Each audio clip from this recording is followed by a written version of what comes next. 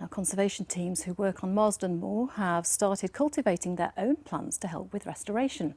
The National Trust have been restoring West Yorkshire moorland for the last 6 years, but thanks to some new polytunnels and the hard work of volunteers, they're not only reducing the amount of money spent on plants and conservation, but it's also encouraging more people to lend a hand, whether they're green-fingered or not.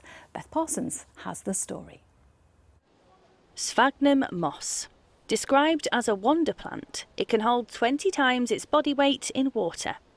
These polytunnels in Marsden are the first stage of vital conservation work happening on surrounding moorland. We're just going to take 4 strands, and the reason we do different species is because they all sort of will fill a different niche up on the moor.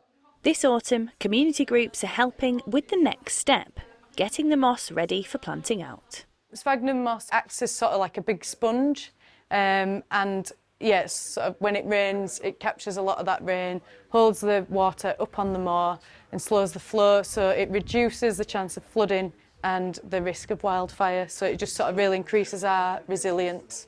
And this is where the plants are heading to, Marsden Moor. Now, since 2018, National Trust and partners have already been working hard to restore 2,000 hectares of moorland.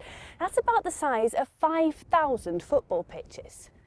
And it's here where these tiny little beauties will be planted into the ground and become a much more established version of sphagnum moss.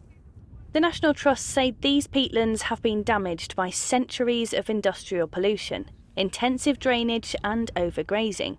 But this moss will help reverse that damage, holding carbon and providing a lifeline for native birds and insects. We have an estimated 1 billion tonnes of carbon stored in the peat up just on Marsden Moor. But what we want to do is make the bog an active peat forming bog, and to do that we need a lot more sphagnum moss, which is one of the main peat building plants. Back in Marsden, volunteers from the mental health charity Supports a Recovery in Huddersfield know what they're doing matters to the moor. It's a really, really important place to me. It's where I go and sort of feel calm.